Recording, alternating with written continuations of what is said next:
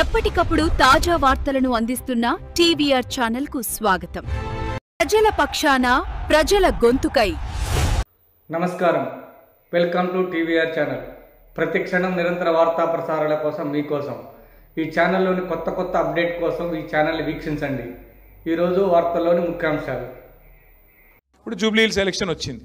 జూబ్లీహిల్స్ ఎలక్షన్లో మళ్ళీ రేవంత్ రెడ్డి గారు ఏమీ చేయకపోయినా, మహిళలకు 2,500 నెలకు ఇవ్వకపోయినా, పెద్ద మనుషులకు 4,000 పెన్షన్ ఇవ్వకపోయినా, తులం బంగారం ఇవ్వకపోయినా, ఆడపిల్లలకు స్కూటీలు ఇవ్వకపోయినా, మరి విద్యా భరోసా కార్డులు ఇవ్వకపోయినా, ఇచ్చిన 420 హామీల్లో ఏది అమలు చేయకపోయినా, బీసీలను 42% రిజర్వేషన్ పేరు మీద మోసం చేసిన, బీసీలకు 42% కాంట్రాక్టులలో వాటా ఇస్తానని చెప్పి ఏమీ చేయకపోయినా, దళితులకు 18% కాంట్రాక్ట్లో వాటా ఇస్తానని మోసం చేసిన, కేసీఆర్ గారు దళిత బంధు 10 లక్షలు ఇస్తే నేను 12 లక్షలు ఇస్తానని మోసం చేసిన, అట్లాగే మరి మహిళలకు మోసం చేసి, రైతులకు మోసం చేసి, అందరికీ మోసం చేసిన, ఒకవేళ ఆయనకే ఓట్లు వేసినారనుకో, ఏమనుకుంటాడు రేవంత్ రెడ్డి?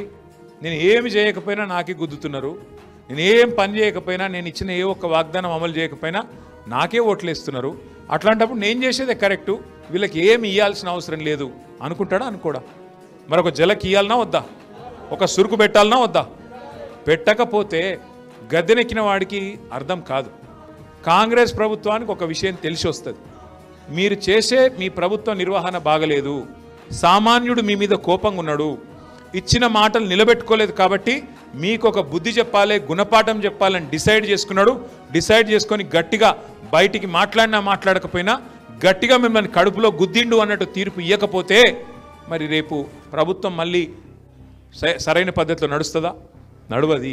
అందుకే దయచేసి మీతో ప్రార్థన, ముఖ్యంగా జూబ్లీహిల్స్ నియోజకవర్గ ఓటర్లతో మా ప్రార్థన, ఈ ఎన్నికల్లో మీరు మొత్తం తెలంగాణకు న్యాయం చేసే అవకాశం, తెలంగాణకు లాభం చేసే అవకాశం ఇలా జూబ్లీహిల్స్లో ఉండే 4 లక్షల ఓటర్లకు ఆ బంగారు అవకాశం ఉంది.